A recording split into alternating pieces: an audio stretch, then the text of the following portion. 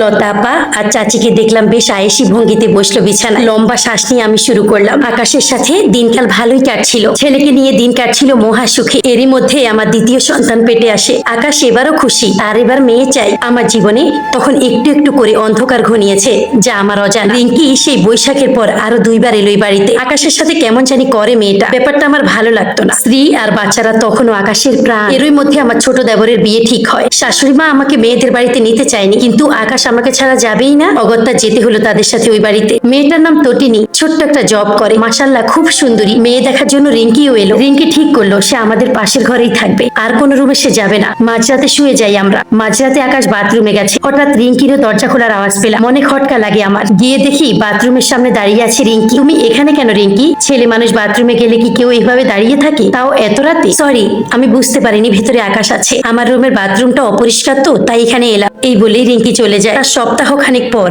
আমার বড় যা মিতালি এই প্রথম এ বাড়িতে আসে। ধবধবে পর্সা তার গায়ের রং দেখে মনেই হয় না 3 বাচ্চার মা, অথচ 2টা বাচ্চা হয়ে আমার চেহারা কেমন মলিন হয়ে গেছে। ওনার সামনে দাঁড়ালে আমাকেই বেশি বয়স্ক মনে হয়। তুমি তন্নি না? দূরে কেন, কাছে এসো। আমাকে দেখে সংসার হারানোর ভয় পেয়েছো নাকি তন্নি? কি বলেন ভাবি, আমরা এখন 3 যা হব, একসাথে মিলেমিশে থাকবো। দেখলাম ওনার মুখটা মলিন হয়ে গেল। বড় যা আসার সময় সবার জন্য গিফট এনেছিল। শাশুড়ি মার জন্য দামি শাড়ি, ম্যাচিং জুয়েলারি। উনি তো মহা খুশি। দেবরের হাতে একটা প্যাকেট দিলেন, বললেন এটা তোমার হবু বউয়ের জন্য, দিয়ে দিও। আমার কেন জানি খারাপ লাগলো। আমার বাচ্চাটার জন্য কিছুই আনলো না। অন্যের জিনিসে কখনোই লোভ নেই আমার। তার ইমানে হয়নি সে আনেনি। ছেলেকে নিয়ে সরে গেলাম আমি। স্বামী আমাকে যথেষ্ট দিয়েছে, লোভ নেই আমার। রাতে পানি খাওয়ার জন্য উপর থেকে নিচে গেলাম। দেখলাম বড় যা শাশুড়ি মা গল্প করছেন। আমাকে দেখেনি। বড় জায়ের কিছু কথা আমার কানে আসে। তন্নি তো দেখি খাবার নিয়ে রুমেও যায়। মা, ওরা মনে হয় আলাদা খেতে চাচ্ছে। তন্নি বোঝাচ্ছে আপনি ওর স্বামীর টাকায় খান। তন্নি আকাশকে বশ করে রেখেছে মা, এক প্রকার তাবিজ বলতে পারে। ছেলে তো আপনার আরো 2টা আছে, কখনো কি বউয়ের কথা চলতে দেখেছেন মা? তখনই মাকে বলতে শুনলাম, ওই শয়তান মেয়ের এত সাহস, আমার ছেলেকে আমার থেকে কেড়ে নেবে। নেবে কি মা, নিয়েই তো গিয়েছে। ওনাদের এই কথাগুলো আমার কানে বিষের মতো বিঁধল। কিছুক্ষণ পর ভাসুর বড় যাকে ডাক দেয়, সেও চলে যায়। আমি ভাবলাম তার স্বামীকে তিনি এবারে কারোর সঙ্গে সম্পর্কই রাখতে দেয় না,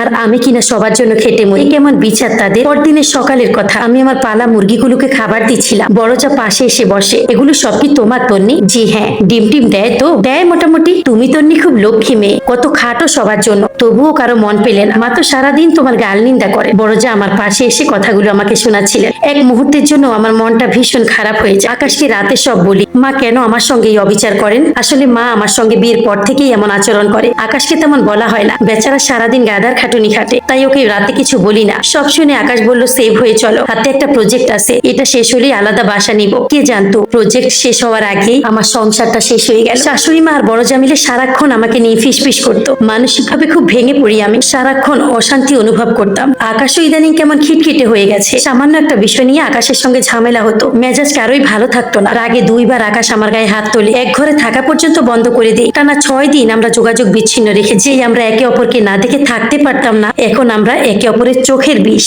এভাবেই চলছিল সময়। আমাদের অশান্তির সুযোগ নিয়ে বড় যা সারাক্ষণ আমার মনে আকাশের নামে নেগেটিভ কথা বলতো। যেমন আকাশ নাকি অন্য মেয়ের সাথে সম্পর্কে আছে, তাই আমার সাথে এমন করে। রাতে বাড়ি না ফিরে সে মেয়ের কাছে যায়। তার মানে আকাশ কি পরনারীতে আসক্ত? আবার আকাশকেও তারা আমার বিষয়ে ভুলভাল বোঝাতো। আমি নাকি আকাশের টাকার লোভে তাকে বিয়ে করেছি, আমি তাকে ভালোবাসি না, আমি নাকি তাকে ঠকাচ্ছি, আমি নাকি সারাদিন ফোনে কার সাথে কথা বলি। আকাশ এসব বিশ্বাস করে। যত কিছুই হোক, তবু আমরা একে অপরকে ছাড়লাম না। স্বামী স্ত্রীর সম্পর্ক ভাঙিয়ে এবার বড় যার নজর পড়ে আমার ছেলের উপর। অনেক হিংসে করতো আলিফকে। সেদিন রাতে 1 প্যাকেট নুডলস ছিল বাসায়। ছেলে বলল নুডলস খাবে, ছেলেকে স্যুপ নুডলস করে দিলাম। কিছুক্ষণ পর চায়ের মেয়ে এসে বলল সেও নুডলস খাবে। বললাম মা, নুডলস তো আর নেই, তুমি আগে বললে তোমাকেই দিতাম, এখন তো ভাইকে স্যুপ নুডলস করে দিয়েছি, তুমি তো স্যুপ নুডলস খাও না। কাল তোমাকে নুডলস এনে মজা করে রান্না করে দিব। দেখলাম মেয়েটা কিছুই বললো না। সে আমার ছেলের কাছে গেল। হঠাৎ নুডলস এর বাটিটা আমার ছেলের পায়ে ফেলে দিল। গরম স্যুপ নুডলস পায়ে পড়তেই ভীষণ জ্বালা। ছেলেটা আমার গগন বিদারী চিৎকার করতে লাগলো। আমার মাথায় আগুন ধরে যায়। দৌড়ে মেয়েটাকে জোরে ধাক্কা দিই। মেয়েটা যথেষ্ট বড়,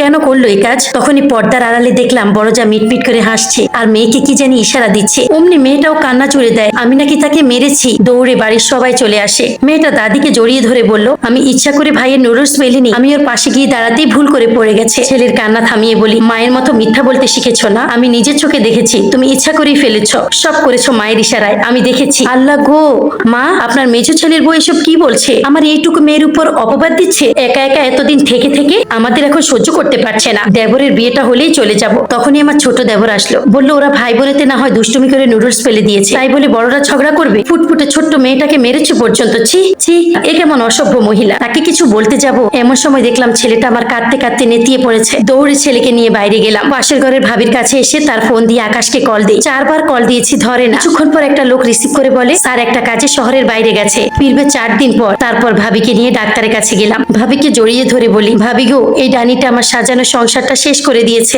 আমার স্বামীকেও কেড়ে নিয়েছে। তোমার বিষয় সব জানি তন্নি, পরের ঘরের বউ, তাই কিছু বলি না। তোমার বড় যা মানুষটা সাংঘাতিক, তোমাকে দিয়ে সে কৌশলে তোমার সংসারটা ভেঙেছে, তুমি বুঝতেও পারোনি। প্রথমে শাশুড়িকে হাত করেছে, পরে তোমার কানে আকাশের নামে বিষ ঢেলেছে। সংসারের যন্ত্রণায় তুমি তোমার রাগ দেখিয়েছো আকাশের সাথে, একটা ফাটল সৃষ্টি হয়েছে তোমাদের মাঝে। আর ওই ফাটলের মাঝখানে বসে আছে তোমার বড় যা। তোমরা স্বামী স্ত্রী অন্যের কথায় যদি কান না দিয়ে ঠিক হয়ে থাকতে তাহলে এমন হতো না। ভাবলাম ভাবির প্রতিটি কথাই ছিল সত্যি। এবার কি করব ভাবি? আমার সন্তানদের জন্য হলেও আমাকে লড়াই করে সংসারটা টিকাতে হবে। তাড়াতাড়ি আকাশ ভাইয়াকে নিয়ে আলাদা হয়ে যাও তন্নি, এটাই সর্বশেষ সমাধান। ছেলেকে ডাক্তার ওষুধ দিলেন, ওষুধপত্র নিয়ে বাড়িতে গেলাম। দেখলাম বাড়ির পরিবেশ ভিন্ন। বড় যা মনের সুখে গান গাইছে, পাতলা একটা শাড়ি পরা, প্যাট পিঠ সব দেখা যায়। প্রথম দিন থেকে এই মহিলা এইসব পোশাক পরে। আকাশ যেদিন ফিরবে সেদিন খুব সাজুগুজু করি আমি, যদিও তখন মেয়েটা আমার পেট। স্বামী স্ত্রী এবার এক হবো আমরা। ছেলেকে খাইয়ে আগে থেকে ঘুম পাড়িয়ে দেই। কলিং বেলের শব্দে দরজা খুলতেই দেখি আকাশ আর রিঙ্কি দাঁড়িয়ে। কি ব্যাপার, সংসেজে দাঁড়িয়ে আছো কেন? জায়গা দাও, ভিতরে যাবো। অপমানে সেদিন আমি সেখান থেকে সরে যাই। 2 দিন পর আমার দেবরের বিয়ে। আয়নার সামনে দাঁড়িয়ে ভাবলাম, সৃষ্টিকর্তা আমাকে সুন্দর ভাগ্য না দিলেও একটা সুন্দর মায়া ভরা চেহারা দিয়েছেন। মাথা ভরা চুল, মিডিয়াম স্বাস্থ্য, যে কেউ দেখলে আমার রূপের প্রশংসা করতো। ভাবলাম হেরে গেলে চলবে না, আবার চেষ্টা করব। সাধারণ কাপড় পরে নিচে এলাম। আকাশের পাশে দেখছি রিঙ্কি বসে খাচ্ছে। ওদের খাওয়া শেষে আমিও খাই। আমাকে কেউ একবার সাধলেও না। আকাশ ঘরে যায়, তবে অন্য ঘরে। আমি ওর পেছনে পেছনে গেলাম। আকাশের গা ঘেঁষে বসলাম। চলো আকাশ, আমাদের ঘরে ঘুমাবে। তোমার সাথে এক বিছানায় ঘুমাতে আমার রুচি হয় না তন্নি, যাও এখান থেকে। বিশ্বাস করেন, কথাটা শুনে এক মুহূর্তে যেন আমি কোথায় হারিয়ে গেলাম। সারা রাত বসে বসে কেঁদেছি। 9 মাসের পেটটা কেমন শক্ত হয়ে গিয়েছিল। মাঝরাতে দেখলাম রিঙ্কি আকাশের ঘর থেকে বেরিয়ে এলো। সকালে ঘুম ভাঙলো দেবর, বড় যা, শাশুড়ির চিৎকারে। তন্নি, গরু নাকি তুমি? এখনো রান্না করো নাই কেন? আজ আমার শরীরটা ভালো নেই ভাবি, আপনি বরং রান্না করে নিন। কি বলো তুমি? এসব কাজ করলে আমার র্যাশ হয়। আমাকে কি তুমি বুয়া ভেবেছো? অসুস্থ শরীর নিয়ে ঘরে সব কাজ করলাম। আকাশ আর তার পরিবারের অত্যাচার দিন দিন বাড়তে লাগলো। আমার ছেলেটা আকাশের কাছে গেলেই সে গালি দিয়ে তাড়িয়ে দিত। মনে হতো এটা তার ছেলেই না। মাঝে মাঝে মনে হতো কোথাও চলে যায়। বড় যার স্বপ্নই সত্যি হয়েছে। আসলে আমার মতো এতিমের আবেগ কেউ বোঝে না। রিঙ্কি এখন আকাশের শখ। একদিন আর সহ্য করতে না পেরে ছেলেকে নিয়ে গ্রামে গেলাম, আমার সেই পুকুর বাড়িতে। গিয়ে দেখি বড় ভাবি বসে বসে আপেল খাচ্ছে। আমাকে দেখেই বলল, কে? আমি তন্নি ভাবি। আমাকে তিনি চিনতেই পারছে না। অবশ্য চিনবে কিভাবে? সাংসারিক ঝামেলায় মুখটা আমার কালো বর্ণ হয়ে গেছে।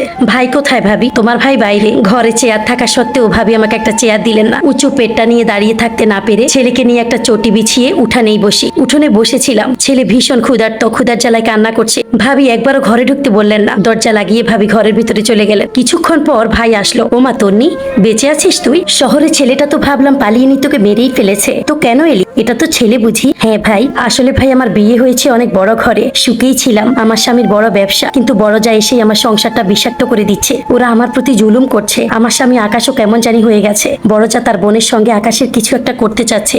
ভাই চলো না, আমার পক্ষ হয়ে শ্বশুর বাড়িতে গিয়ে দুটো কথা বলবে। ঠিক আছে, তোর কানের দুলটা যদি দেস তাহলে বুঝিয়ে ঠিক করে দিয়ে আসতে পারি। তুই রাজি কিনা বল। ভাইয়ের কথায় মস্তিষ্কটা শূন্য লাগছিল সেদিন। যাকে ভাই বলে ডাকলাম সেও টাকা ছাড়া নড়তে চায় না। অগত্যা নিজের কানের দুল খুলে দিলাম ভাবির হাতে। ওই দিন ভাইকে সঙ্গে নিয়েই আসি। বিশ্বাস নেই, পরে নাও আসতে পারে।